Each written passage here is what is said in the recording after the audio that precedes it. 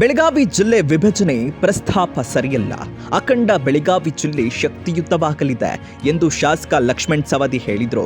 ಅಥಣಿಯಲ್ಲಿ ಸುದ್ದಿಗಾರರೊಂದಿಗೆ ಮಾತನಾಡಿದ ಅವರು, ಈಗ ಎಂಇಎಸ್ ಪ್ರಭಾವ ಕಡಿಮೆಯಾಗಿದ್ದು ಬೆಳಗಾವಿ ಜಿಲ್ಲೆ ವಿಭಜನೆಯಾದರೆ ಸಮಸ್ಯೆಯಾಗುತ್ತದೆ. ಒಂದು ವೇಳೆ ವಿಭಜಿಸುವುದೇ ಆದಲ್ಲಿ ಜಿಲ್ಲಾ ಕೇಂದ್ರದಿಂದ 800 ಕಿಲೋಮೀಟರ್ ದೂರ ಇರುವಂತಹ ಅಥಣಿಯನ್ನ ಜಿಲ್ಲೆಯಾಗಿ ಘೋಷಿಸಲಿ. ಹಲವು ವರ್ಷಗಳಿಂದ ಅಥಣಿ ಜಿಲ್ಲಾ ಕೇಂದ್ರವನ್ನಾಗಿ ಮಾಡಲು ಹೋರಾಟಗಳು ನಡೆಯುತ್ತಲೇ ಇವೆ. ಈ ಬಗ್ಗೆ ರಾಜ್ಯ ಸರ್ಕಾರಕ್ಕೆ ಮನವಿ ಮಾಡಲಾಗುವುದು ಎಂದರು.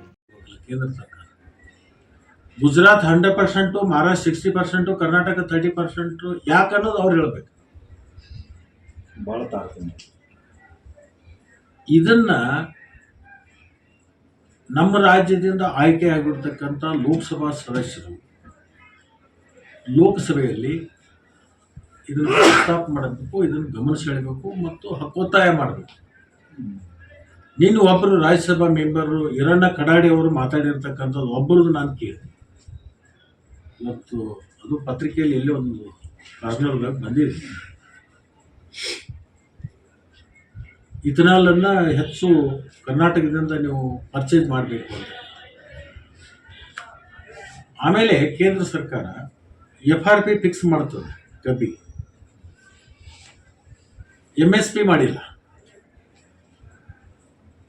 MSPನೂ ಈಗ ಬೆಣ್ಣಿಗೆ ಎಷ್ಟು ರೇಟು, ತುಪ್ಪಕ್ಕೆ ಎಷ್ಟು ರೇಟು ಅಂತ ನಾವು ತೀರ್ಮಾನ ಮಾಡ್ತೀವಿ. ತುಪ್ಪಕ್ಕೆ ಮಾತ್ರ ನಾವು ರೇಟ್ ಫಿಕ್ಸ್ ಮಾಡಿ ಬೆಣ್ಣಿಗೆ ರೇಟ್ ಫಿಕ್ಸ್ ಮಾಡಲಿಲ್ಲ ಅಂದರೆ ವ್ಯತ್ಯಾಸದ ನಮಗೆ ಅರಿವು ಬರಲ್ಲ. ಎರಡೂ ಮಾಡಬೇಕು, FRPನೂ ಮಾಡಬೇಕು, MSP ಮಾಡಬೇಕು. ಅದ್ರ ಮಧ್ಯದಲ್ಲಿ ಇರ್ತಕ್ಕಂಥದ್ದು ಏನು ಎಷ್ಟು ಉಳಿತದೆ ಅದು ಕಾರ್ಖಾನೆಯವರಿಗೆ ಲಾಭ ಹಾನಿ ಬಗ್ಗೆ ಚೌಕಸಿ ಮಾಡಬೇಕು. ನಾನು ಕಾರ್ಖಾನೆ ಬಗ್ಗೆ ಯಾವಾಗಲೂ ದ್ವೇಷ ಮಾಡೋಂಗಿಲ್ಲ. ಕಾರ್ಖಾನೆಗಳು ಉಳಿಬೇಕು, ರೈತರಿಗೆ ಅದರಿಂದ ಲಾಭ ಆಗಬೇಕು. ಕಾರ್ಖಾನೆ ಉಳಿದಾಗ ಮಾತ್ರ ಕಬ್ಬು ಬೆಳೀತಕ್ಕಂಥ ರೈತರು ಉಳಿತು. ಕಾರ್ಖಾನೆಗಳು ಒಂದ್ಸಲ ಕೊಲ್ಯಾಪ್ಸ್ ಆಗಿ ಹೋದರೆ ನಾಳೆ ಕಬ್ಬು ಬೆಳೆಗಾರರು ಭಾಳ ದೊಡ್ಡ ಸಮಸ್ಯೆಗೆ ಸಿಕ್ಕೋತಾರೆ. ಅದು ಸ್ಟ್ರಕ್ಚರ್ ನಮ್ಮದು ಕೊಲ್ಯಾಪ್ಸ್ ಆದರೆ, ಈಗೇನು ನಾವು ದೊಡ್ಡ ಪ್ರಮಾಣದಲ್ಲಿ ಕಬ್ಬು ಬೆಳಿತೀವಿ, ದೇಶದಲ್ಲಿ 3ನೇ ಸ್ಥಾನದಲ್ಲಿದ್ದೀವಿ.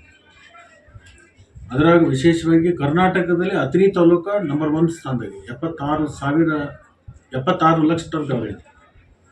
ಇನ್ನು 2 ವರ್ಷದ ನಂತರ ಸುಮಾರು 1 ಕೋಟಿ ಟನ್ ಕಬ್ಬು ಬೆಳೀತಕ್ಕಂಥ ಒಂದು ತಾಲೂಕು. ಇನ್ನೂ 2 ಕಾರ್ಖಾನೆಗಳು ಬೇಕಾಗ್ತವೆ. 2 ಯೋಜನೆಗಳು ಪೂರ್ಣ ಆಗಿ ಅವು ನೀರಾವರಿಗೆ ಒಳಪಟ್ಟರೆ ಅದು ಬಸವೇಶ್ವರ ಮತ್ತು ಅಮಾಜೇಶ್ವರಿ ಕೊಟ್ಟಲಿಗೆ ಅಂತಕ್ಕಂಥ ಯೋಜನೆ ಪೂರ್ಣ ಮಾಡಿ ನೀರಾವರಿ ಪ್ರಾರಂಭ ಆಗಿದರೆ ಕಬ್ಬಿನ ಪ್ರದೇಶ ಮತ್ತು ದೊಡ್ಡದಾಗ್ತದೆ. ರಾಜ್ಯದಲ್ಲಿ ಅತಿ ಹೆಚ್ಚು ಅಂದರೆ 80% ಕಬ್ಬು ಬೆಳೆಯುವುದು ಬೆಳಗಾವಿ ಜಿಲ್ಲೆಯಲ್ಲಿ. ಆದರೆ ಕೆಲವು ಕಾರ್ಖಾನೆಗಳು ಕಬ್ಬು ಸಾಗಾಟದ ವೇಳೆ ತೂಕದಲ್ಲಿ ಪ್ರತಿ ಟನ್ಗೆ 2 ರಿಂದ 3 ಟನ್ ಮೋಸ ಮಾಡ್ತಾ ಇದೆ. ಈ ಕುರಿತು ಸರ್ಕಾರ ಕಟ್ಟುನಿಟ್ಟಿನ ಕ್ರಮ ಕೈಗೊಳ್ಳಬೇಕು. ಪ್ರತಿ ಮುಂಭಾಗದಲ್ಲಿ ಸರ್ಕಾರದಿಂದ APMCಗಳ ಮೂಲಕ ಡಿಜಿಟಲ್ ಕಬ್ಬು ತೂಕ ಮಾಡುವ ಯಂತ್ರ ಹಾಕಿಸಿ ರೈತರಿಗೆ ಅನುಕೂಲ ಮಾಡಿಕೊಡಬೇಕು ಎಂದರು.